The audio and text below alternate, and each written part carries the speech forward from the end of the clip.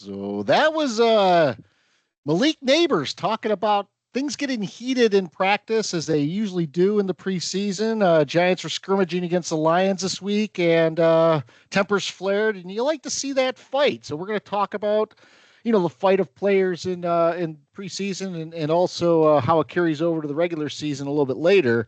But guys, season 5 of the Three Angry Giant fans and the Jet fans, we got lots of new stuff this year. As I mentioned in the opening, we have a new website, angryfootballfans.com. We're doing a live show this year, August 28th at the Carolina Beer Temple in Matthews, North Carolina. We're going to have more guests this year. It's all around. It's shaping up to be a fantastic season, and can't be happier than to spend it with you guys. So this is your host, Scott, Giant Mike, Cardone, and Angry Jets fan Novak. Guys, welcome back. Love being back, guys. Good to be Season back. 5, hard to believe, right? Well, We were like a garage band a couple years ago, just trying to tune up some guitars and some nonsense, and now we're Greg Brady, we're Johnny Bravo, man. We've got a sponsor, we've got logos, we've got websites, merchandise, websites, merchandise. I gotta talk to Darren about some of the website stuff. It's not. I mean, he did an all right job. It's pretty good. But. My family loved it. They were looking at it, said, website looks fantastic. It just went live today. So if you've not seen the website, we'll be putting it in all of our recaps of the podcasts and all of everything that we put out there for like the YouTube videos and things like that. But guys, I got to tell you this. I mean, there's a lot of stuff to talk about. I don't know how long we'll go tonight because, the off season, we got some stuff to talk about. We got Hard Knocks to talk about. We got a preview. We got preseason games this week if people don't realize it. But I really felt like in the off season, I was able to recharge my batteries. I was starting to feel really down at the end of last year with all the shenanigans going on in the NFL. And it seems like just walking away and not really seeing some NFL content for about 2 months really helped. And then, we came in and we did the free agent preview and we did the draft recap, and those were good buffers to basically lead us into season 5. So back, very excited. I'm like that commercial the NFL Network used to run where your team's 0-0 and everyone's got the optimism. I'm optimistic as hell. I just could not disagree more with that, Scott. Nothing has been recharged. I am picking up right where I left off. Yeah. The season, the football, I'm optimistic about the Giants. Just everything, though. Just everything that we've been talking about the last few years is we'll hit on it all this year, I'm sure. But it is peaking. I hope it's peaking. I hope it's peaking right now because the NFL's in a bad state. We'll have a lot to be angry about this year. Oh, yeah. A lot, week in and week out, a lot to be angry about. I love Scott's optimism. He brings it every year. And for it's worked out, 1 year in 2022, which was just a fraudulent year in a myriad of just a mess of a football team. We had one playoff appearance, but I don't know, man. Things are right back to where they kind of left off. And Scott, you highlighted on the website that my biggest annoyance is the sports media. And just with that, if I may go back to the opening there about this kerfuffle that the Lions and Giants had. So, you see about you scroll through and you see some headlines, and of course I saw a must-see Daniel Jones in the middle of a scrum, and I'm thinking to myself, what? Daniel Jones in the middle of a brawl here? What's going on? So sure enough, like a jerk, I take the time to watch this 20-second video from 50 yards off the field. You can't see anything. Daniel Jones is nowhere to be found. I'm looking for the red jersey, what they wear in the training camp. And if anything, one of the staff guys is trying to push him out of the way. I'm like, yeah, must-see Daniel Jones involved in the scrum. Yeah, come on, involved in the scrum. Knock it off. The must-see. Must-see. So I can't believe that we have preseason games this week. So tomorrow night, we're taping this on a Wednesday. The Giants play the Lions, and then I think it's Saturday night, the Commanders and Jets. So the Jets got the Redskins week 1. Giants, Lions, very spirited practices. And guys, there's always those teams every year that they come off of a season and they start getting too high for their britches. We used to see it with the Cardinals every year. Cardinals are going to be in the contention. Cardinals are going to be in contention. Cardinals have a good year. Next year, Cardinals could be super bound. We're seeing the same shit with the Lions, but like people are breaking down like the fights that the Giants and Lions are having, and Lions fans are posting the Giants want to be like the Lions. I don't want to be like the Lions. I want to be the opposite of the Lions. The Lions have had what? 1 year of success in the last 3 decades? Yeah, how the hell are these guys popping off at this point? Really, they have been the worst team in the NFL for what, 4 decades? Even worse than my team, and that's hard to say. Yeah. I think you're right. Scott said it before we got on air. The Lions are going to be the annoyance this year, no doubt.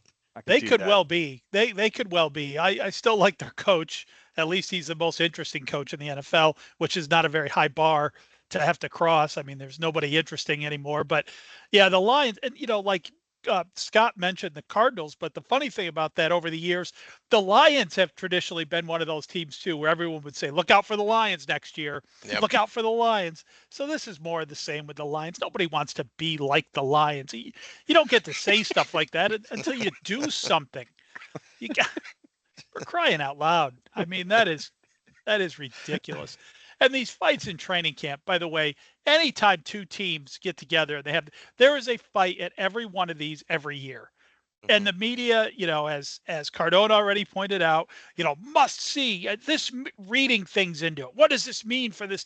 It means nothing. It means a whole lot of very large, very competitive people are on the same field at the same time. It's ridiculous. Well, now I guess, is it new that there's so many changes in the NFL? You automatically get fined now for having a scuffle in training camp. Each team was fined $200,000. Where does that go? Yeah. Is that new and improved padded helmets? What do we call those things again? The Guardians? The Guardians. Thank you, Scott. They're like the Cleveland baseball team. Yeah, exactly. They named the Guardians team after him in Cleveland. Which eventually we'll see those in regular season games any time now. It's coming.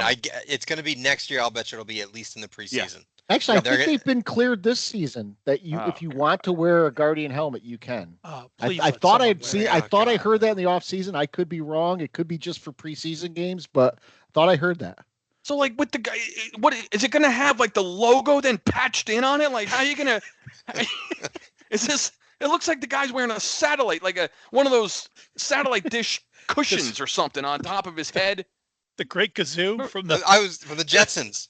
Yeah, Flintstones. Yeah. Oh, Flintstones. That's what it was. Yeah. Flintstones. I prefer the Jetsons though. Actually, Novak. Yeah.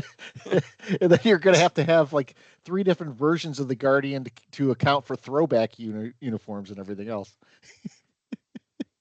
I tell you what, though, guys, I'm looking at new rules of the NFL, and it's like I'm studying for like a CPA exam or something like that. I feel so unprepared. I tell you what I have up, and maybe we'll get into this a little bit later, Scott. But I'm just looking at the new NFL kickoff rules. It's look how long the sheet. There's old, new. There's like 10 things they have listed here just for a kickoff. Did you see it in the Hall of Fame game?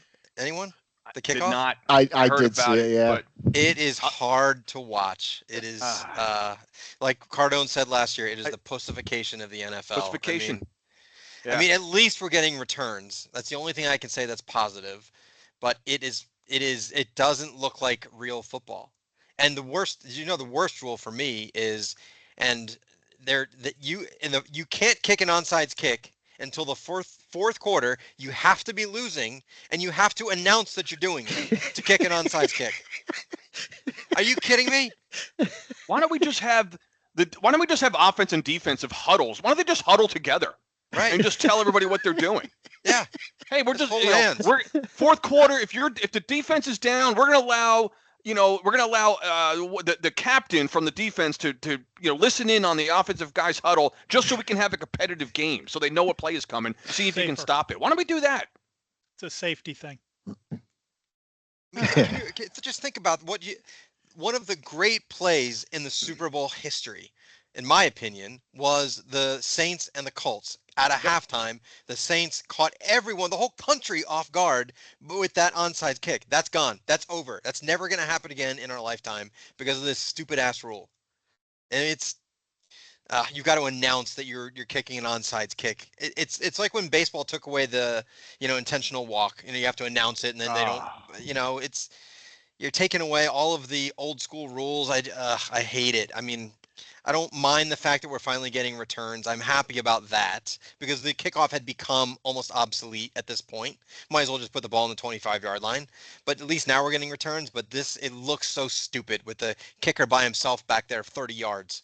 The onside kick stuff has bothered me for a while because now it's to the point that's really ridiculous where you do have to announce it. But even prior to that, they eliminated where you could put everyone on one side of the kicker to kick it.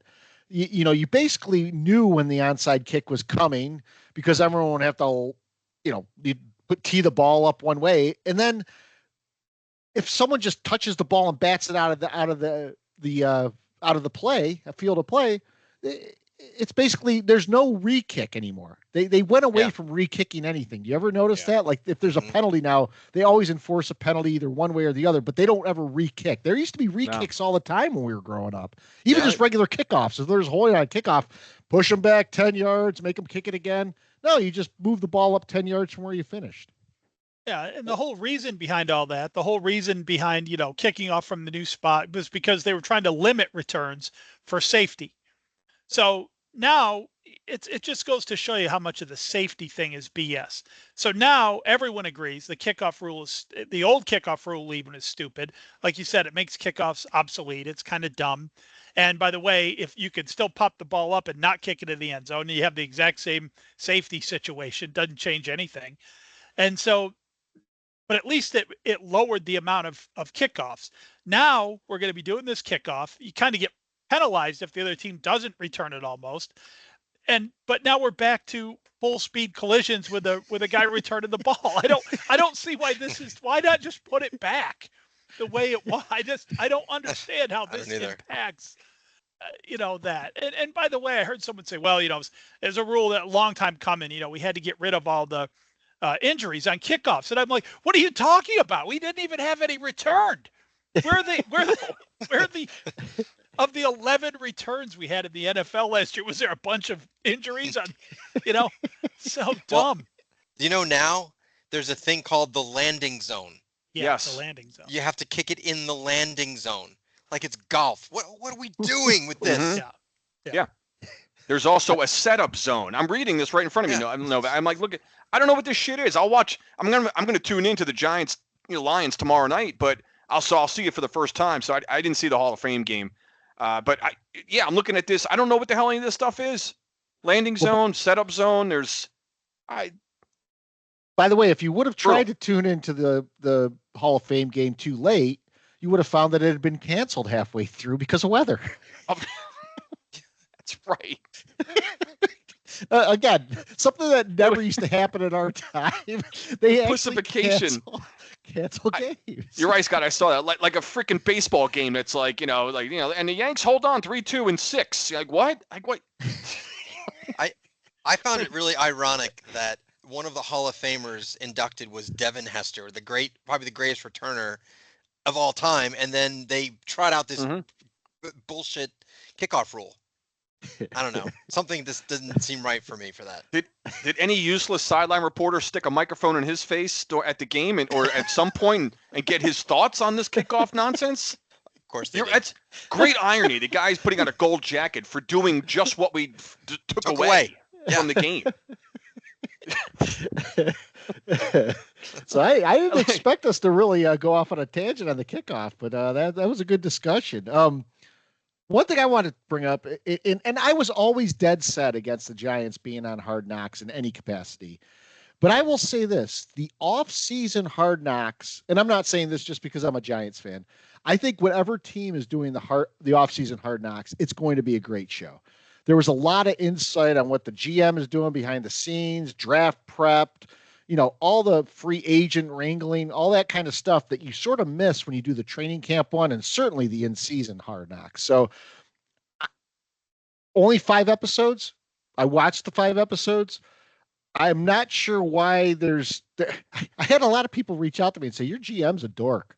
Why is he wearing a backpack like a 10-year-old? And why is this guy that you think this guy's professional? I'm like, I thought Shane came out of Hard Knocks looking really good. I liked Shane looked good. Dable has a great sense of humor.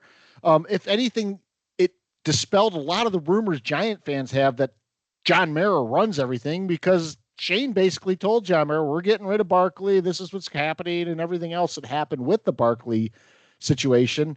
I I had a lot of respect now for our GM and our coach after watching Hard Knocks. Yeah, it's a good call, Scott. It. No, go ahead, Mike. I watched it. I wanted to resist it because, we hated the idea that the Giants were going to be on Hard Knocks. But, I agree with you, Scott. The offseason stuff is much better. It was no drama. There was, it was none of that business. No player drama, I should say. There was drama in the show. If you were watching that and didn't know what happened with Barkley, it was kind of interesting to watch all that break down and see how it goes. And, like Scott said, dispelled a lot of rumors about how that went down. I mean, the Giants told him, go look for more money and come back. And if, it was not anything like what people said happened. So I found it interesting. I enjoyed watching it. I did resist it until recently. I said, yeah, I got to do a podcast about this shit. I better know about this show. It's probably going to come up. So, I agree with everything you said. I enjoyed watching it, and I watched it almost like a horror movie, just waiting for some drama to happen or something, but it was all good. The most interesting part to me was when they brought the quarterbacks in, and the way you could tell Dable's offensive mind is he's quizzing these guys on what to do. And Drake May really looked like he's the part in terms of, at least from the analytical side of going through his reads and progressions, much more so than any of the other quarterbacks there. And I also thought it was interesting that I think there might have been some disagreement between Dable and Shane on which wide receiver was better. Dable clearly liked Neighbors. I think Shane was leaning at least a little bit towards Odunze. But you could see Neighbors and the excitement he's brought to camp already, what they see in him and that explosiveness. I don't want to make comparisons to Beckham right now, because that's, both wide receivers from LSU, both short guys with a lot of burst and things like that. But Neighbors looks the part in what the limited time we've seen him. Yeah, I guess it makes you wonder. And I didn't watch all the episodes like you did, Scott. I watched bits and pieces of it. I did see that part when the quarterbacks were brought in. I thought the same thing. I'm like wondering. It was intense, right? Sort of the he was putting these quarterbacks on the spot a little bit and challenging them as far as reads and things of that sort, pre-snaps and that stuff. And it was hard to follow a little bit, right? As far as what he was looking for, what kind of response he was looking for from these guys, So, and they're nervous going in there in front of these guys, So their first exposure in an NFL, environment like that. But you're right. It did dispel, I guess, some of the thoughts that. And again, I'll blame the sports media, because as far as they report, there's the Giants there's management fighting. Shane and Dable hate each other, and the Giants told Barkley to get lost and all that, and you don't know what to believe anymore. You just don't know what to believe. So at least, and you wonder how much of that is for the cameras and stuff. But I think what they did a pretty good job as far as what the parts that I saw. I was thinking the same thing, Mike, like you said. When the Giants were announced that they'd be on Hard Knocks, I'm like, oh, not that bullshit. I don't want to see the Giants on Hard Knocks. We've kind of seen this bullshit in the past. So, but it seemed like it was pretty well done, and it's really interesting to see what goes on in those private meetings and stuff. So, pretty intense stuff. One thing I also enjoyed, and I don't know if you guys have seen this, but we know it's the 100th anniversary of the Giants. Novak, sorry, we're going on about the Giants, and they're only going here. So it's a 100-year anniversary. So they're doing a lot of things for this. They're doing the throwback uniforms. But one thing that they're really doing that I like is that they're doing a segment of the top 100 Giants, and I think it's Giants Huddle, or one of the podcasts is actually doing 10 down all the way down from 100 to 0. So they're doing like 191, then 90 to 81, and so forth. And Bob Papa's on the he's the announcer basically that's doing this, and he's got different people there. But they have each segment has a couple of Giants there announcing the players and talking about them. And so it's really interesting. They had Lawrence Tynes, who made the top 100 Giants list, with Rich Soibert breaking things down. And I love Tynes. Tynes is just a funny guy. You know, he's very good when on Twitter. You know, he loves the Giants. And it's funny because he's a Kansas City Chief for the longer period of time, but he retired a Giant. You know, he sticks by the Giant organization. But they also had, he's got the rings too. They also had like Haas on. They had Pepper Johnson. They had Jacobs. They had Seahorn and Corey Webster in the same episode, and they had Jim Burt. And the thing that I took back from all of these guys, and I'm only up to the episode where they've done, I think, up to like the 50th best player, is all those guys, by the way, were in the top 100 in the areas that they were talking about. But the one thing that I took away from that is they all talk about the organization of the Giants and how proud they are to be Giants. Like even a guy like Jim Burt, again, he went to the 49ers at the end of his career, and he talked about once a Giant, always a Giant. You know, Brandon Jacobs just bleeds Giant blue. Seahorn, who, you know, California guy, sort of aloof. He was talking about, you know, his time at the Giants, and they all talk about the Maras and how much family the Giants are. And that's something I can't stand when part of our fan base really denigrates this team because of the history of this organization. And when the players that are playing in this organization come and tell you about the organization and how good it's well run, it speaks volumes to me about ownership. Haas told a great story. So Haas was talking about how the year that he finally got his chance when Sims got hurt, he was about ready to leave the Giants or leave football. You know, he'd been a backup, wasn't getting a shot. He was getting really frustrated. And yet when he took over, he never heard this quote yet, but there was a quote from Banks or one of those guys that said, no, we're going to be fine with Haas. He's going to lead us, you know, just fine. He's going to do those things. And I think Phil Simms is the one that said, honestly, I don't know if we would have won if I was playing because of the mobility Hostetler showed in the playoff games that I couldn't have brought to the table. And Haas started choking up a little bit, saying, I never heard that. And just the fact that he wanted to leave the Giants at that point, but that the Giants gave him that platform to gun, you know, show his abilities and then move on after that. He still loves the Giant organization. So the Giants top 100 players, I'm really enjoying right now. Again, I got to get this right. So, talk amongst yourselves while I look up the podcast that it's actually on. Well, I'm curious to see who you guys. It's Giants Huddle. So Giants Huddle. Yeah. Who you guys would think number Giants 2 Huddle would be, because we know who number 1 is. I would put Eli there, but I don't know if I was wondering if that's what direction you would go, but It's almost got to be. Yeah. Yeah. Thanks for telling us where that was, Scott, because I'm very interested in that, and I haven't seen it. Well, and I love Bob Papa. Bob Papa does a great job. About so obviously the 90 championship in the Americas game, Chronicle, Haas talks about he talks about that in his interview, is that that season, 6 weeks, he mentions it during that recap in America, the 1990 championship America's game, talked about how he was ready to just almost quit football at that point because never was going to get playing time. And he even joked around. He's like, when Sims went down, I remember it was the Buffalo Bill game. And then like week 13, it was a nasty, cold, rainy day at Giant Stadium. And Hostetler says, he's like, Sims, don't give me this bullshit. Like, get up. He goes, I've never been colder in my career coming off the bench. Giants went on to lose that game, only by, less than a touchdown, whatever. But of course, we know what happened all after that, the amazing run that Hostetler took. People forget Hostetler came in on goal line situations as a receiver. He did some fake punts. He was he begged his way on special teams. I saw that on that same show that Cardone's talking about. Hostetler actually blocked a punt one time. Yeah, because he had begged his way into special teams and anything to get on the field. Yeah. Parcells loves that kind of guy. No question. So Novak, any take on what's going on in Jets camp so far? I mean, has the dick shown up yet? I really don't have a take other than that. It's all they talk about is the dick, and he makes one, pass with shorts on, and it's like God's gift to quarterback play. Same thing as last year, right? Everything revolves around this guy. There's not much.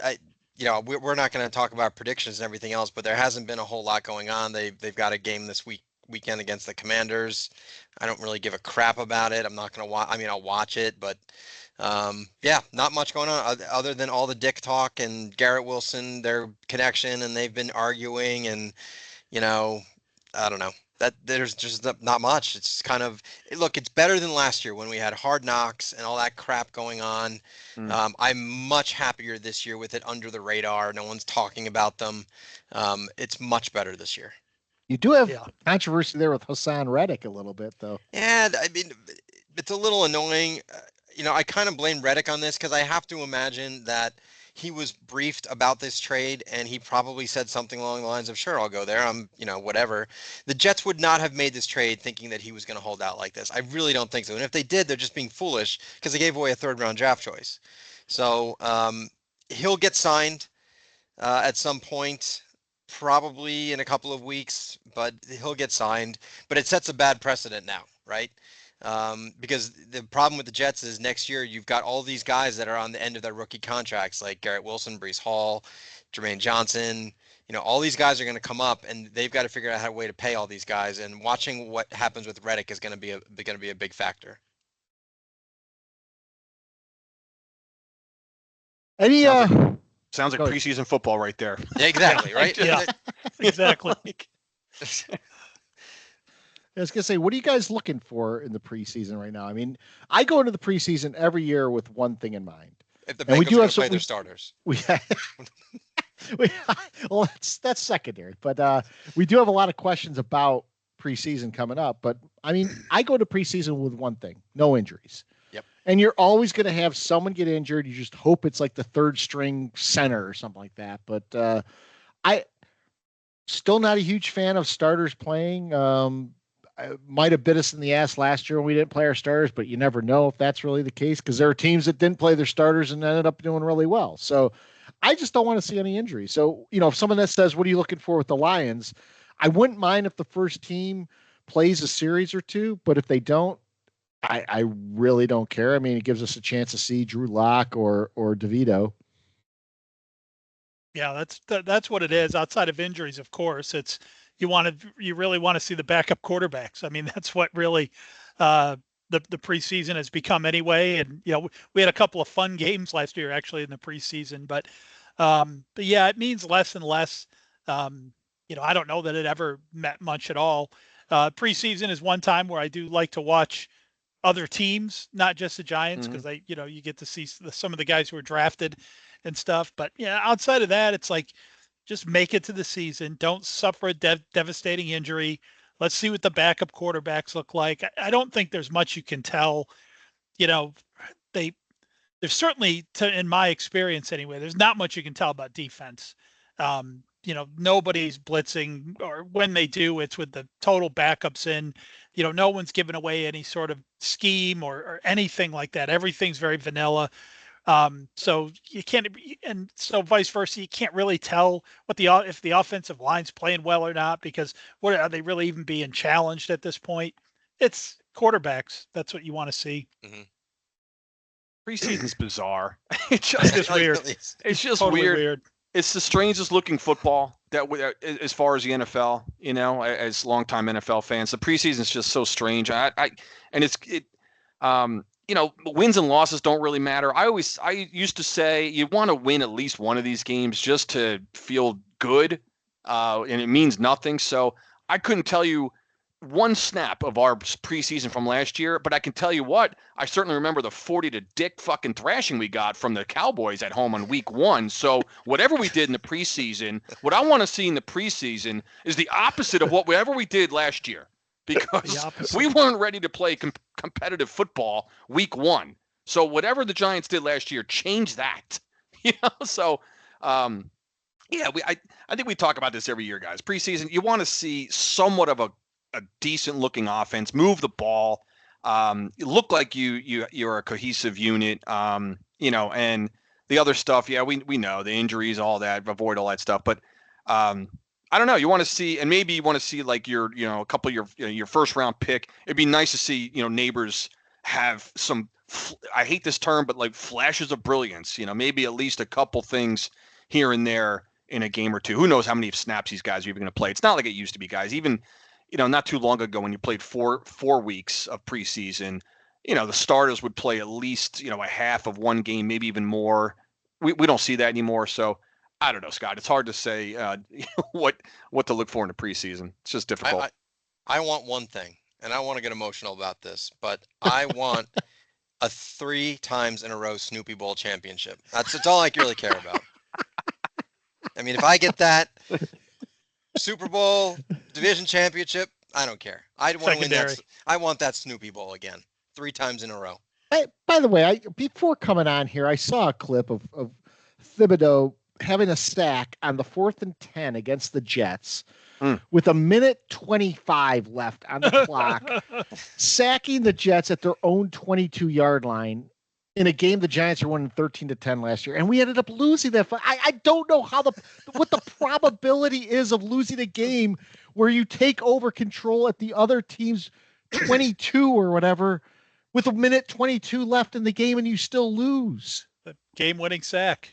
That wasn't the game winner somehow. It's unbelievable. That stupid win probability meter. What were we sitting at? We were too big. We didn't notice it because the 3 of us were jumping around like losers, while Novak was there drowning his sorrows in his beers. And then the comedy was 20 minutes, not even.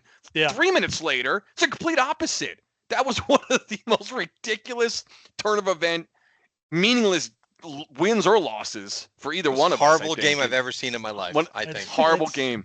I wish it had ended in a tie. It should have.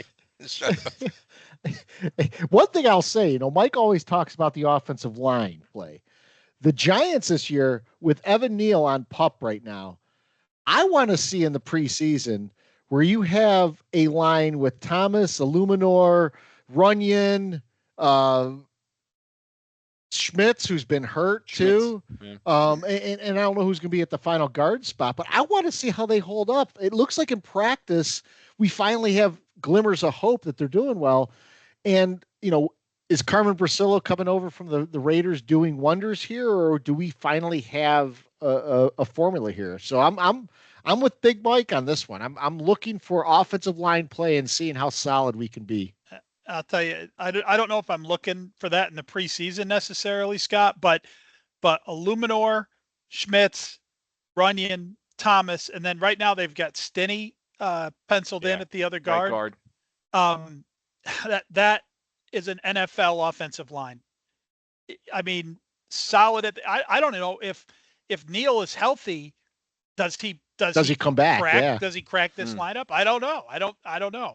He certainly hasn't been better than Illuminor in his career. So do we try to plug him back in at the right guard? I mean, there's been some talk about that. Either way, every line doesn't have to have, 5 studs on it. Thomas, Runyon, Schmitz, and Illuminor, that's an NFL offensive line. Yeah. And one of my predictions, I will lean more into it this year. We're going to have a better running football team without Saquon Barkley. And it has really very little to do with Saquon Barkley. It's really, this team is giving us a sneak preview. Is that it? Yeah, there's a little sneak preview. Yeah. Well, we're not going to see 27 guys in the box every play. We've got a better offensive line, even if we do. Things are going to change for the Giants offense this year. So looking around the league in the preseason, one thing that will be very interesting to me, and we were talking about this a little bit offline, but the Justin Fields love is already ratcheting up in Pittsburgh. It's almost like Russell Wilson doesn't exist. Justin Fields is back to being the MVP candidate that he was in week 6 of last year. I'm really interested to see where this goes in the preseason. That's the games I'll be watching. Find me the Steeler game. I hope Fields wins the starting job. That way he can come in week 1 and flop. I really do. Yep. I want to see him win the job in preseason and then just shit the bed start when the regular season starts, when the games mean something, and see what happens. The whole like, is Russell Wilson going to be able to hold him off? Hold him off? He was traded for a bag of balls. What are we talking about? Hold him off. I mean, come on. We've got to start taking notes of who says what so that we can watch when these guys, because I almost got it this morning and I forgot to write it down who it was, but we've got to take note of who says that Justin Fields is going to win the quarterback spot. He's going to push Russell Wilson. Come on. What are we doing here? The other thing I'm looking at is to see what kind of ineptitude the Panthers are going to have in the preseason. So they already screwed things up. So they used to do camp at Wofford, which was something Jerry Richardson had put in place. It's a college in just outside of it's actually in Spartanburg, South Carolina. They did away with this, so their camp is now in Charlotte. They used to always do a fan fest. This year they did fan fest down in Clemson, and it looked like there might have been 20 people in attendance. Was Sir Purr there? I'm sure Sir Purr was there, but they were charging $5 to go to a fan fest in a city that's closer to the Georgia border than it is the North Carolina border. And I'm just wondering, does Tepper have any clue of what's going on at all? No. I mean, I think they're guaranteed to be the worst team in the league, right? It's coming into a new season. This is the worst I've ever felt about any one single team. Agreed. I can't agree. remember a team in recent memory that's been this bad coming out of the gate. And I don't know if he'll be good, but Canales as a coach just sounds like he's in over his head. Every press conference, he's trying to break things down like in the minutia and detail. And I'm like, dude, no one gives a crap about, what formation you're running or anything like that. They just want you to win. Yeah, he'll be here a year. What's their preseason win total over under Panthers? Does anyone know it? Preseason, they probably go undefeated. They probably for all will we do well. know. Yeah, because I think try. No, I mean, like, what's it now for the regular season? What's they're saying?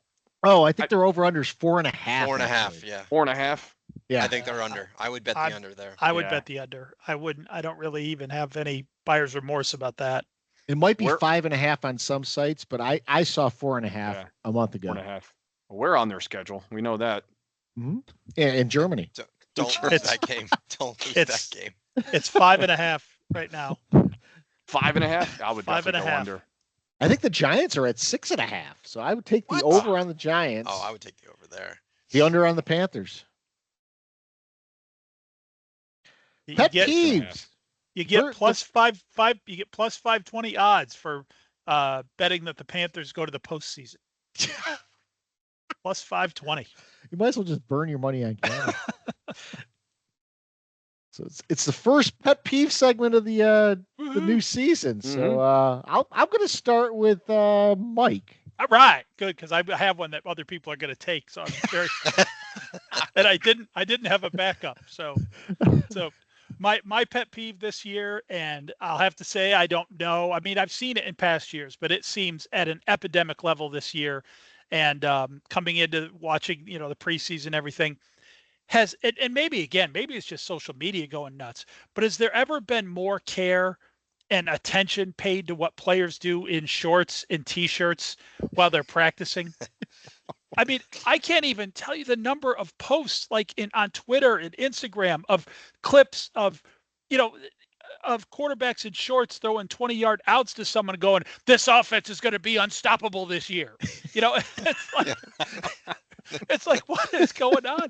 And it wasn't any one team. It wasn't any one site. It was rampant. And, it goes in the opposite too. Jones throws an incomplete pass. This guy's $40 million. I'm like, it's a pass in practice. He's wearing fucking like flip-flops. Yeah. There's a pass where Jones overthrows like the running back going out for a screen pass. Yeah. And the Twitter went absolutely just berserk over. Like, this guy is fucking cooked. And I saw one where, McCarthy throws a long ball for Minnesota to someone who's not even covered. And they kind of have to slow down, but, they catch it over their shoulder. And the list of comments from Vikings fans under that were just off the, look at in stride. I'm like, no, not in stride. Uncovered, in shorts, jogging. I've noticed it this year more so than any other, and maybe it's been something that's just sort of been creeping up on me. But yeah, man, putting so much weight, and there's people who do camp breakdowns. Like they go to the camp and they watch it and they take notes and they like list out the plays, and they're like, Jones went 17 of 25 today, and then they have yards, and I'm like, well, what do you mean yards? Like no one's getting tackled. How do you know? Everyone just jogs to the end zone after the play. So.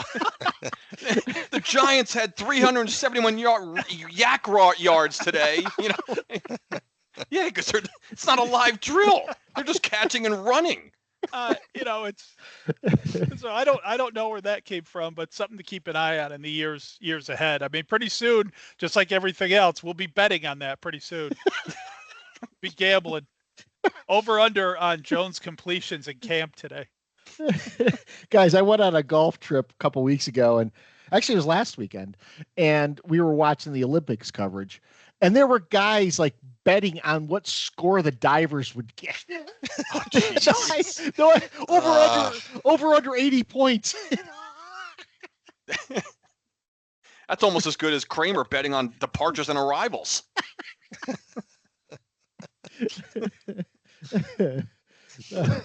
Novak, pet peeve? Yeah, I mean, I don't have a lot to be angry about with the NFL right now. So I'm not going the NFL route because I got to be honest, I'm going to be angry about a lot this year. I just have a feeling it's coming. So I'm going to go with what I've been angry about over the last few months since we haven't been talking, and that is, I play a lot of golf when in the summer, and but that's not my pet peeve. My pet peeve is and it focuses on our gender, because I think women are pretty good at this. We are the most unself-aware people on the planet. So a couple examples. Number one, I'm playing golf a couple weeks ago, and it's like 100 degrees out. You remember that time frame like 3 weeks ago when it was like 100 every day? And I got these guys in front of me that hit the ball in the middle of the fairway, and it's golf path only. And they walk to the ball and they take their viewfinder out and they try to see where the shot is. Take your club with you. You don't need to and then they walk back to the cart and they grab their club and they hit the ball, and then they get on the next tee and these guys are duffing it 10 yards and they're hitting from the tips. Just be more self-aware. Just stop. Know your role. Yes, come on. You're not any good. Just hit the ball, get your clubs, move. I'm sweating waiting for these guys to hit. So there was that one example. Then the other one, I'm at the gym and this guy is running with like bricks in his feet, like bam, bam, bam, bam, bam. Like the whole gym is looking at this guy like, just go away. Like you don't need to be running like you've got concrete in your feet. So, and the other day he came up next to me and I looked at him and I go, absolutely not. And I walked away because I did not want to be next to this guy. And then the last one, we experienced this. When you go to a bar, and guys are the worst at this. Like if you're with your friends and you're watching a game and you're talking, don't butt in. Don't talk to us. We don't. Right? That happens to us all the time when we're in a group of four. Yes. And these guys are like on our shoulders, like wanting to talk. I'm like, and you give them like the half answer, like, yeah, right. And you be aware. We don't want to talk to you. Just go away. So my pet peeve is unaware guys, and there's so many of us out there. Women are good at this. They know when they're inconveniencing someone. We have no clue. My wife made an observation the other day, nothing to do with unaware or anything like that, but a Bon Jovi song or something came on, and I started doing the air guitar, and she's like, "Why do boys always do air guitar?" And I thought to myself, that's true. You never see a girl like rocking out with an air guitar, but I pull the air guitar out all the time. It's not like I ever played guitar, but I do pull it out. You do it at the fantasy draft, like every I'm doing pick. The chords and everything. Soft rock still coming on at the we always have Toto. Yacht rock. He breaks out the air guitar for Air Supply all the time. Air Supply. I'm Toto. all out of love. Toto's underrated band. So is Air Supply. Love them. I set this up so I go after Cardone. So Cardone, pet peeve? Yeah, I before I get into mine, I got to be. I'm a little envious of Novak's lifestyle here. The guy's golfing. He's going to the gym. He's he's That was kind of douchey. I didn't mean it to come out that way. I was just trying to think nah, of, dude. I'm just. He's going to the Globo gym. But it's the why. it's funny, it's like, not anything special. well, summertime, right? So mine is connected to football, but it's I'll explain in a minute here. So. This time of year, you're without football on. I'm watching other sports, right? So I follow the Yankees. Scott, you're a big Yankee fan, so the Yankees are, in my mind, they're fraudulent. They're a fraudulent team. But so I'm been watching a little bit of the Yankees, in the last month or so, and I know you guys are familiar with this. So in baseball now on TV, they have that invisible strike zone. Right, that hovers over the plate. It's this invisible line. So I'm watching whatever game. I don't know if it was the Yankees. Doesn't matter. I was watching a game the other night, and the announcers were going wild every time the pitch was barely like slicing or hitting a sliver of this invisible line. And the announcer's like, oh, come on, it's on the line. You got to call that a strike. What are you talking about? And if anything, in baseball, balls and strikes are the most subjective. Like, the strike zone moves, right? So how this invisible line is set in stone that if the ball grazes this invisible, like, AI invented thing, but yet my pet peeve now, how is that so official? But yet in football, the fucking yellow line that has been in place for the first down marker for like 2 decades now, the announcers have to remind us viewers at home, our line is unofficial there. The yellow line is unofficial. Well, guess what? That damn yellow line, it is official, because whenever you see the ball on that thing is spot dead on, that yellow line. But we got to hear every single time that yellow line's not official now at home, but yet in baseball, the strike zone does move with depending on who the umpire is. Every guy's strike zone is different. Yet that line, like if the ball grazes the line, it's like, what the hell? How could you? This umpire is horrible. You got to call that a strike, but not the yellow first down marker in football, which has been around for 30 years. But this baseball box is, as far as I know, has only been around for a few years, guys, right? So I'm watching this game the other night, and these announcers were going wild because the guy's begging for a strike call when he wants ones, that are barely touching the corners on this thing. And I kept thinking about the unofficial, official yellow line in football, and that became my pet peeve. I'm like, you know what? I wrote that down. I'm like, that yellow line is spot on, but we got to hear for 30 years. You watch, the first time we hear it, I'm going to remember this rant, and we'll bring it up again. I'm like, there it is, unofficial yellow line. The constant reminder that it's unofficial. Constant reminder. It is just, they just drum it into your head. It's like the overtime rules. It's unofficial. Yeah. Anyway, let's remind everyone of the overtime rules.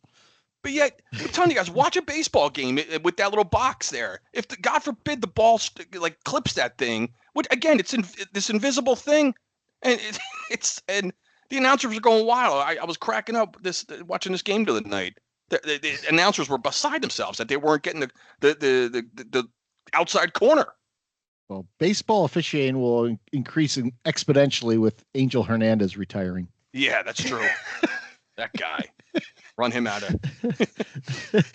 It's funny too, because when officials or umpires or referees or guys are known to fans, it's not a good thing. Like Cowboy Joe West was an asshole. You know what? First off, he's an umpire. His name's Cowboy Joe West. It's like, what the hell's going on here?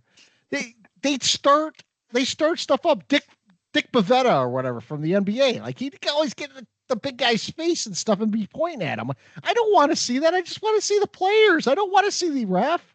Well, remember when the NHL used to have the linesmen and the refs used to have their names on the back of their jerseys? Yeah. I mean, you talk about death threats at the arena. Andy Van Hellemond was the one I always remember. I always remember Van Hellemond. Right? Van Hellemond, I think, officiated multiple games on the same night. There were multiple Van Hellemonds skating around in different arenas. He's the only guy I ever remember. But then someone finally said, "Yeah, I think it's a good idea to take the names off the jerseys there." Yeah, that's probably a good plan. Yeah. So By the way, one of the Giants that made the all-time top 100 list was Cal Hubble, I think his name is. Played in like the 30s. No. I think it's who? Cal Hubble, something like that. Anyway, he's in the NFL Hall of Fame and in the Baseball Hall of Fame, but he's in the Baseball Hall of Fame as an umpire. Huh. Really? Yeah. Huh. Interesting. Interesting So, stat. so when he left football, he went into baseball, but became an umpire. So I just throw that out there. So my rant sort of dovetails into what Cardone was talking about on the AI side of things. So, I'm watching the Olympics. The Olympics are going on, and once every 4 years, I really do get jazzed about the Olympics. Mm-hmm. Watch some of these events that I haven't seen in a long time. I love the swimming, but they've been running this commercial about Al Michaels giving updates on the Olympics. And it's like, tune into Peacock and listen to Al Michaels give updates. And I'm listening to Al Michaels' voice, and there's something that's off on it. It sounds like Al Michaels, but it sounds a little bit robotic. Well, I watched the commercial a couple more times, and I saw Al Michaels, powered by AI, is giving the updates on the Olympics. So I don't think it's Al Michaels giving the updates. I think it's his voice that's being synthesized to do the updates. And I'm thinking to myself, where are we going with this? Like, are we going to bring Bob Shepard back? Like Carson Spills Dorsett, I just don't know what we do with I wish we AI would. stuff. and it's not so much the sports things.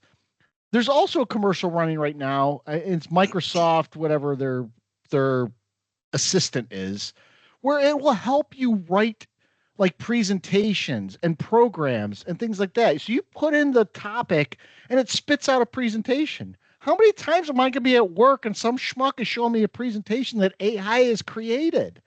So we're going to have Al Michaels AI that I got to try and figure out, is this Al Michaels? Is this robotic Al Michaels? Is this, fake Al Michaels? Presentations. I just don't know where we're going with AI. Like, to me, AI should be used for things much broader or good than mimicking someone's voice or likeness or presentations for work. No doubt. Cat's out of the bag, man. It's long gone. Well, I might as well. People who could not write at work 10 years ago are suddenly writing the most beautiful 18-page things I've ever seen. I wonder where that's coming from. Right. Well, I might as well come clean. This is Novak AI. The real Novak is out at a bar right now, just so you guys know. So. I'm going to send my AI next time. By the way, the Giant that I was talking about with the ref, the umpire and the Giant, it's Cal Hubble. I think I called him Hubbard or something. It's Hubble. You said Hubble. You were pretty close. Oh, did I say Hubble? You did. All right. Nailed it. Yeah. Yeah, that would be that if we start going down that road, that's a slippery slope. I really hope that doesn't happen. Although, how great would it be if they did an AI Madden and Summerall for a game? Would you not watch that? I would watch it. I'd be conflicted. I really would. It's like, I don't know, man. That would be pretty cool. I mean, if it's a throwaway Jaguars Titans game or something, Madden Summerall. Pretty cool. I'm fine with anything that's aired on Peacock being AI generated. That's just fair. adds to the shamlific thing of it being on Peacock. So speaking of Peacock, we got lots of questions this week. We'll save Peacocks for last, but fan of the show Joe had some questions that are sort of comments. I was calling them question comments. We were going back and forth on text about this, but he was talking about the fighting in the camp, much like we opened up the show with. And he said it sets the energy, but let's say that, it's done. We're in the regular season. It's a 1st and goal. We got to punch it in to win the game. Let's show the fight then.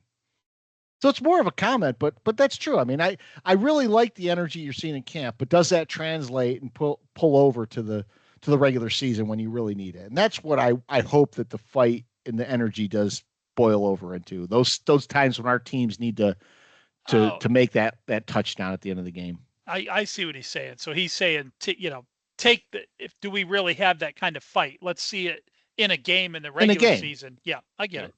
Yeah. Agreed, Joe. Yeah. And then he also asks, when does Locke get a real look? And, does he get a chance? and I'm going to say this, Locke will play in the preseason.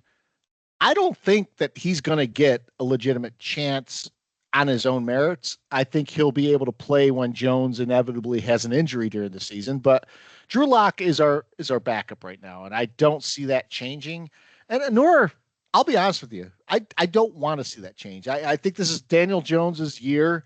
He either makes it or he's gone. And as Giant fans, we should all hope that he does okay, because if he doesn't, we're going to be miserable come October.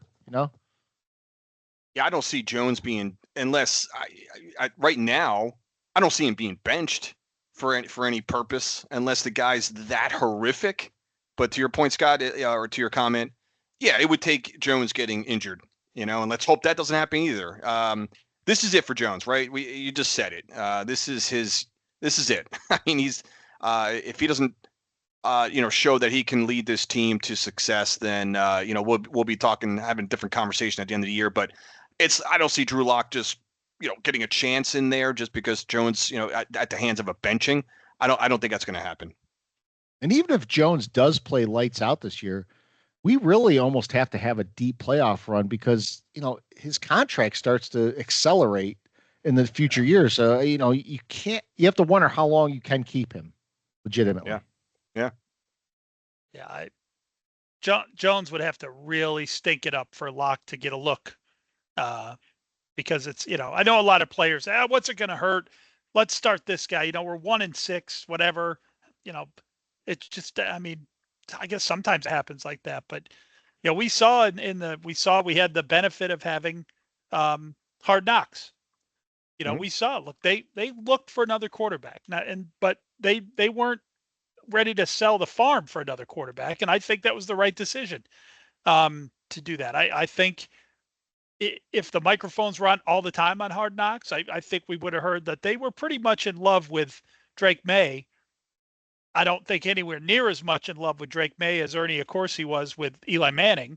But, if it were, I think, I don't know, what was that last phone call, Scott, I think it was right on draft day when he called the Patriots the last time, and they were looking like, they were looking for like a Ricky Williams type of deal to trade that pick. Jones is the guy. He's the guy now. He's got weapons. He's got a better offensive line. In years past, we've seen when he stays healthy, he plays well. Locke's there for an emergency, not as a potential starter. Yeah. I'm not going to expand on the point about Hard Knocks because Peacock asks a question about that a little bit later. But yeah, I agree with all that. So friend of the show, Mike, asked a couple questions. He said, sticking with the DJ theme, and I love the way he words this, should DJ parentheses 8, like I think I know which number Jones is, but I'm not sure exactly if there's another DJ. I like the clarification. Should he play a series in the preseason opener? I'm torn on this. I mean, to me, it's one or the other. I mean, I don't care one way. He got a lot of reps in the practice against the Lions, and from what I've heard, he did decently against the Lions. And I think the coaches put more credence in the practices, the joint practices, than they do the preseason games. But I like to see him get back in the swing of things. But people have to remember he's recovering from an ACL. We don't have to have him out on the field in unnecessary situations before the start of the year. I fine with camp, fine with practice, but I want to limit his exposure to hits as much as we can before the regular season starts. That's my take on it. Yeah, same. I don't think he should be in there tomorrow. There's 3 of these preseason games. Probably not tomorrow night. I don't think he will. He won't see a snap tomorrow night. I don't think. I don't want him to be out there. To the point you just said, Scott. You got 2 more preseason games. He'll have a couple series in there, and that's all he'll need. But right now, just the practices and the drills and are plenty for him right now to get his work in right now. So he doesn't need to be in a live preseason game right now. Agreed. Yeah. No need. And then his second question is sort of, we touched upon this before with Cardone, but what's the opinion of DJ getting in the face of a Detroit defender and having that scuffle in practice? And the Giants' general feistiness during this week against the Lions. What's the take on that? I think Mike summed it up perfectly earlier, just saying these are competitive guys on a field together, and there's going to be friction and fights, and let's not make too much of it. But yeah, I like Joe's point. Wonderful, DJ, you're feisty. Okay, team, you're showing some fervor, as our friend Cardone would say. Fervor. Yes. Carry it over to week 1. That's all that matters. Just beat up, get in someone's face week 1. Yeah. Again, I didn't see much from DJ in the at least in the videos I saw, but yeah, man, he needs to step it up on every facet, right? Leadership, being vocal, being the voice, being a leader of that offense, and if it's shows in getting a little feistiness, then yeah, I'd much rather see that than he needs to break out of his personality a little bit and show some fervor, right, Mike? Fervor. Yes. Yeah. Yeah. I'm just to circle back on Daniel Jones. I mean, like, Drew Lock started some games in the NFL and played well. Yeah. Jones is coming off an ACL, and he never gets, people just like to throw him in the ditch. They don't like to talk about his injuries very much, but people need to pay attention to things like Daniel Jones coming off an ACL and Drew Lock coming to the Giants. There's no quarterback competition with the Giants. I don't even know if it was technically open to one, but there's no one's talking about Drew Lock potentially starting this year. Yeah. Coaches and people in the know that Daniel Jones is better than most people think he is. I've had this conversation with a couple of Giant fans in the offseason that wanted Drew Lock. They always talk about Drew Lock or Tommy DeVito or someone like that having an open competition. And I'm like, guys, NFL teams do not want open competitions for their starting quarterback role. Yeah. It's not a good situation. We're sort of seeing it in the Pittsburgh situation with Russell Wilson and Justin Fields. You don't want to have a situation where your starter has a guy behind him breathing down his neck, because it never works out. I can't think of a situation where it worked out well in the NFL, to be honest with you. Parcells said it best. He said, if you've got 2 quarterbacks, you've got no quarterbacks, because you don't have the guy. You don't have the guy. It's not like we brought Justin Fields in here to challenge, for that role.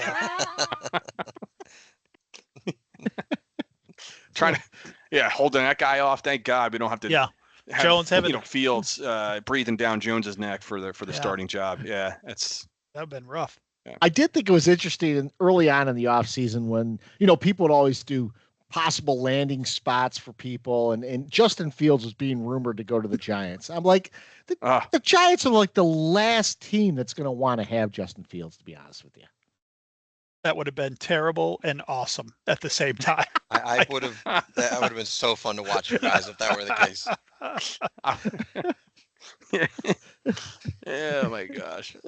I'm glad we don't have to go with that. Yeah. My goodness, we might have had to cancel the podcast. So in our Peacock corner for this week, Peacock's got a couple questions, 3 questions. One of them Jets oriented. The first one. Did the Giants hurt themselves with the Barkley situation on Hard Knocks? And, I have heard similar, like I said before, there's some of my friends have talked to me about Joe Shane. He comes off as being, not up on everything, a little clueless. I thought Shane looked good in Hard Knocks. And I thought the whole Barkley situation was basically this. The Giants put a number out there and said, that's what they're going to pay. If Barkley can get more, great, go out and get more. He went and got more. They came back and Giants didn't meet it. I don't think that's a bad situation. I think the Giants themselves set a number for what the running back position would be and just walked away at that point. And then they signed Singletary for a little bit less, a lot less than what Barkley was making. Yeah. Mm-hmm. And then they were able to put that money elsewhere. So Barkley was on the list of the top 100 Giants of all time, which I thought was interesting because there were other running backs on there. Ron Johnson was on there. Tiki Barber's on there. Brandon Jacobs is on there. Bradshaw's on there. I'm sure Hampton will be on there. He hasn't been yet in the episodes I listened to. But to me, Barkley, I loved as a Giant. But at some point, you have to say, is he going to stay here or is he not? I think Barkley had made the decision to move on from what I saw from the Hard Knocks. I don't know if an outsider like Novak thought the same thing, but that's what I thought. No, he was ready to go. Yeah, I think no warm fuzzies there. No, I think the Eagles, if he's on any other team, I don't think they pay as much for him as they did. In other words, because he's a Giant, I think that was the Eagles a little bit sort of tweaking you guys a little bit because it was he was a Giant. Yeah, I think so. Within the division, they improved themselves, and in their eyes, they weakened a competitor. I mean, you'd pay a little bit more to do that. Mm-hmm. But this probably isn't one for one, and this won't surprise anybody, maybe some listeners, but not you guys, because you've heard me say similar things over the years. If my choice is between Barkley or this offensive line and Brian Burns and having Devin Singletary, I might pick what we have now. Yeah. I know that's not exactly a one-to-one in real life, a one-to-one situation, but there's no question that we have Barkley and Burns. We probably couldn't have signed two good offensive linemen if we still had Barkley. Yeah. So, we'll see. I've put myself out there on this running game and Barkley thing. I think we're going to be better at the line of scrimmage. I think we're going to look better overall without Barkley. Now, if you could take this team and put Barkley in place of Devin Singletary, that there's no question. I'm not saying that Barkley's not a better player. I'm just saying that with by not spending those dollars, we made other people. We were able to address more positions with higher level guys. Don't you have that second year back from Oklahoma though? We have Gray. We also have a guy that we have Tyrone Tracy Jr. Tyrone Tracy, who's from Purdue. Shout out to Greg Fiato. But the Tyrone Tracy, they're looking at as being a possible third down back or a change of pace back as well as a kick returner. Now that the new kick return rules are in place. Mm-hmm. I was a few months back when we lost Barkley. Of course, I was pissed, mostly because he went to the Eagles, like Novak, you were saying, which was most upsetting. But I've kind of transitioned now that we're closer to the season, and Mike, I think you're alluding to this where I'm in the now, like, all right, I'm in the let's see mode. Let's see what happens. Let's see. Barkley's gone. He's not part of this Giant team anymore. I wish him well. He was great when he was here. I love the guy, but now he's not part of the team anymore. So I'm not going to worry about it. I'm not going to worry about Barkley anymore. Let's focus on what we have here. We've got a lot of new players. It's the start of a new season. I'm trying to jump on some of your optimism here, but no, let's see what happens. Instead of just being pissed. I mean, I know a lot of Giant fans are still upset about Barkley, and rightfully so. He felt he was kind of the face of the franchise, and it seemed like he bled Giant blue. Maybe he would be here for his whole career.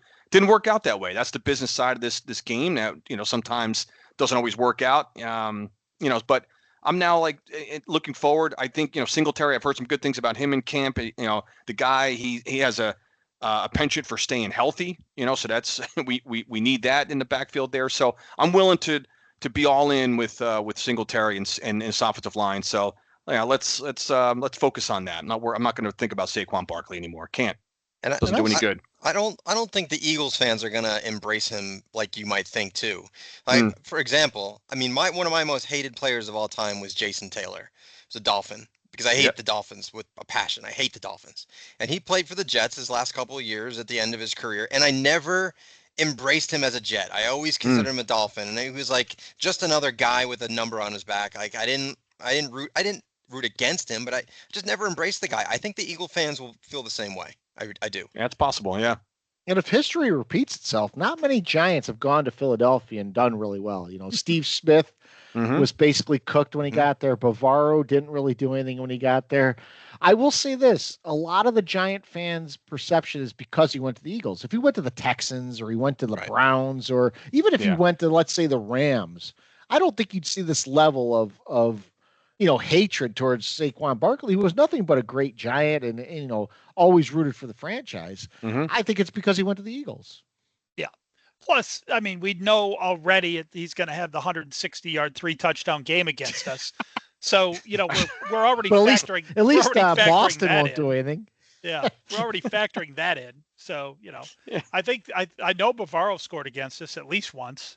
And back then I knew that was going to happen. Like if I could have bet $1 million before that game started that he'd have scored a touchdown, I'd have bet it. You knew he was gonna. No doubt. By the way, it's good. It's good that your friend put the 8 after DJ because we do have another DJ on the roster. DJ Davidson. Yeah, we have. So we needed. We could have been talking. He could have been talking about the demeanor of our third string nose tackle. You never know. Glad we had that, cleared up. Yeah. So Peacock's second question, we sort of touched upon this a little bit, but how did Jones feel seeing the love for the other QBs in Hard Knocks? I know that Dable was talking about Daniels in the draft. We saw the sequence with May calling out the plays and things like that. And my takeaway from this, and I think they've asked Jones about this since then, Jones has said, look, he goes, I have a job. I have to do this job. And if I don't do this job at a high level, it won't be my job anymore. I think he's taking a very pragmatic approach at this. It's probably motivating him because the Giants were looking at other options. We know that. And I don't blame the Giants for looking at other options. You have a quarterback who's in the 6th year, who's been hurt, inconsistent. You gave him a big contract, but you have to plan for the future too. So to me, I think Jones has handled it like he has throughout his career well, and just said, this is what's motivated me, and we'll go from here. First of all, I'm still stunned that I just heard the number. Like, he's in his 6th year. God damn, that seems like a long time. He's played about the I can't believe this is year 5 of our podcast. We've been talking about this guy. I know, this is right. We've been along for the whole ride with this guy. And every year we talk about the same thing. We don't know what we have with Daniel Jones. We don't know what we have. If he played behind a better line, he's actually pretty good. Then you know what? I think this guy sucks.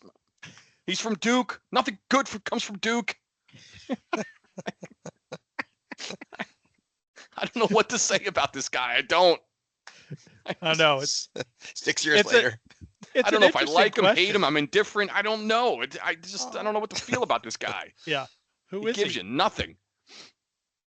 It's an interesting question because most quarterbacks don't get to see into the room with the GM and the coach are talking about other quarterbacks. So Right.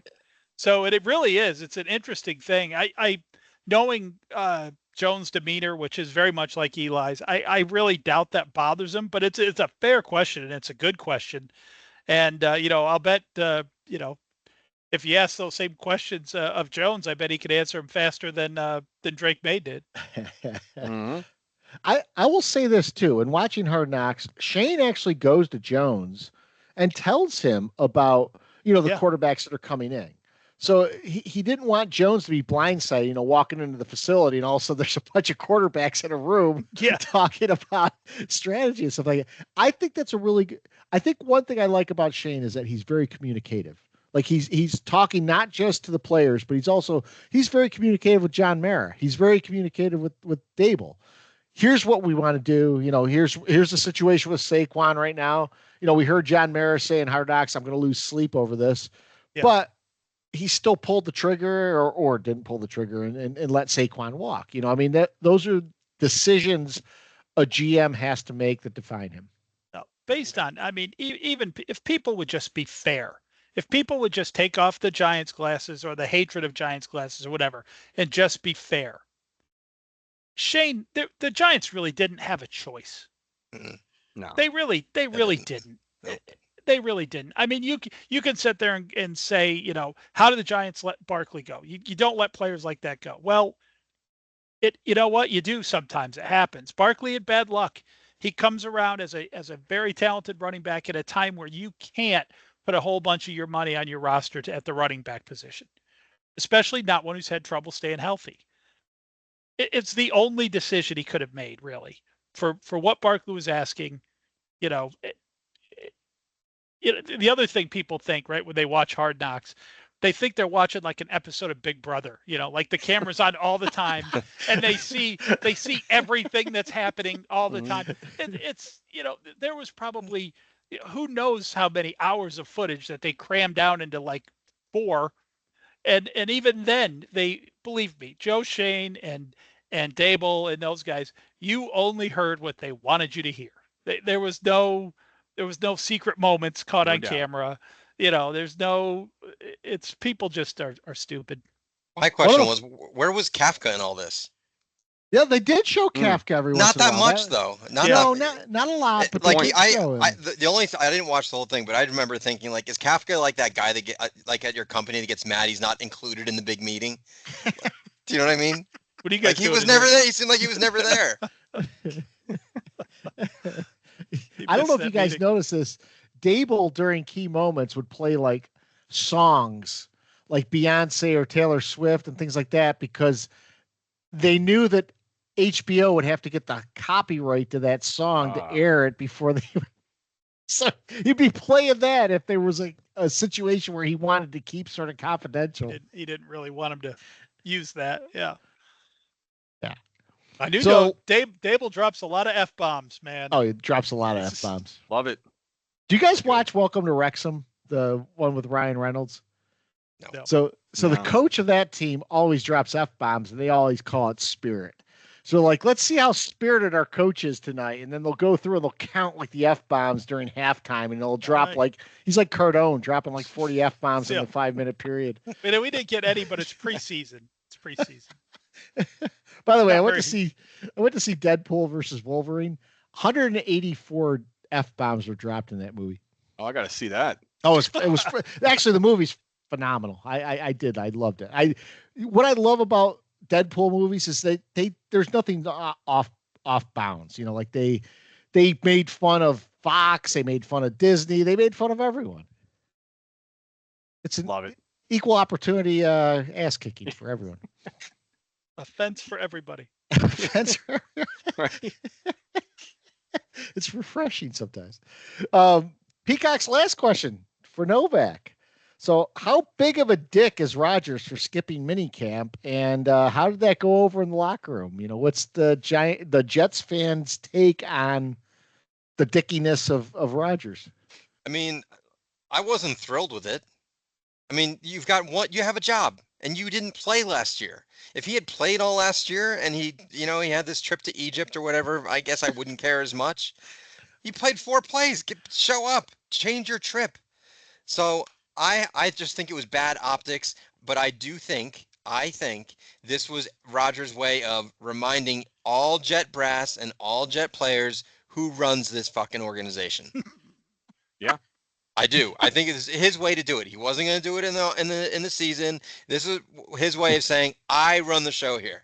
Just remember, if I don't want to go, I don't got to go. So I was not happy about it. But at the end of the day, does it really matter? No. But the optics are bad, in my opinion. The optics. Yep. I love that we talk about optics almost as much as we talk about fits these days. Well, they just don't need more bad optics. Their organization is a bad optic. Like, enough.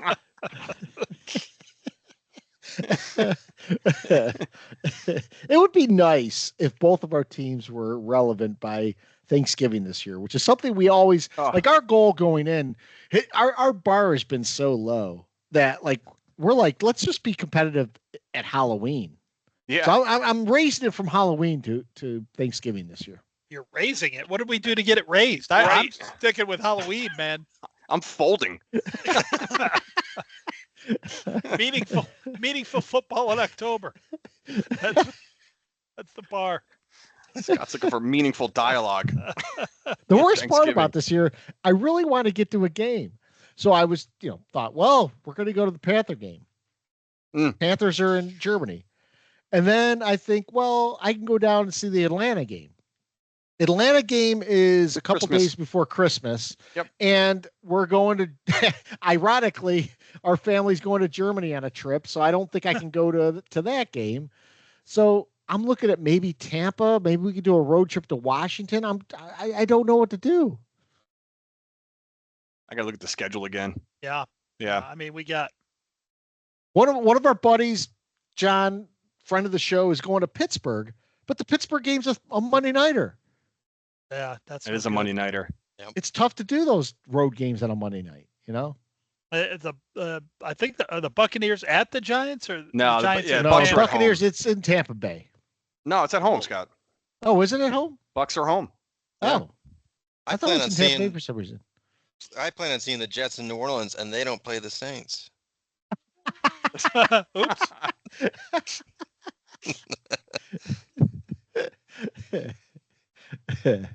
You guys got anything else tonight? It's not really a good one on there, is there? Man. Yeah, it's tough to figure out one to go to. Yeah.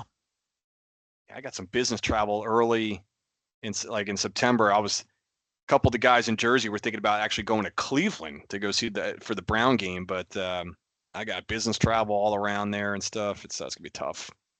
Yeah. Well, if you can't go to that, go to the live pod, right, Scott? There you go. Live podcast. August 28th, Carolina Beer Temple in Matthews, North Carolina. Go to the live pod. We already have a lot of people that are going to go, but it'll be interesting for us because it's the first live pod we'll ever do.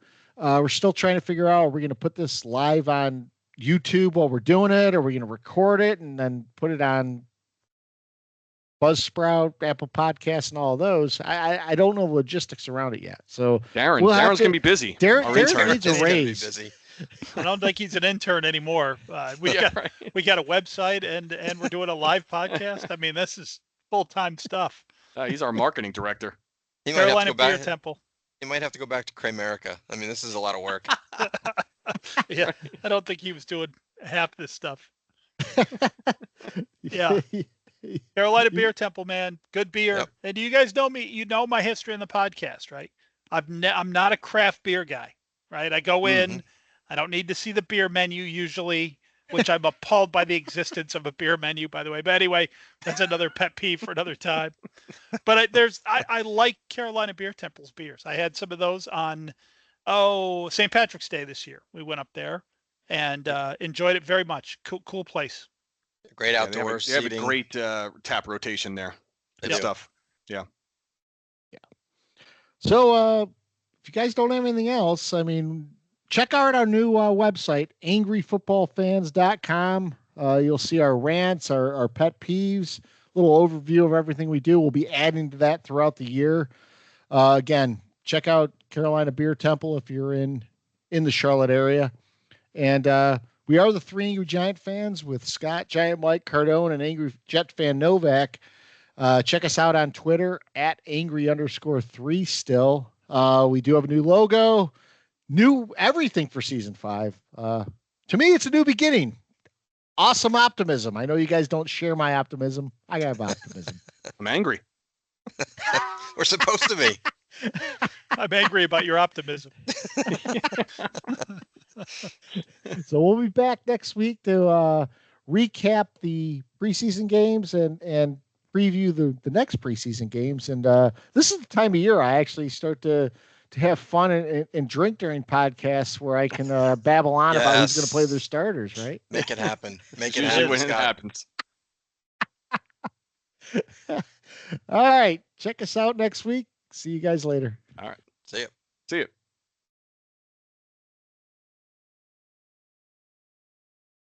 I almost hit leave.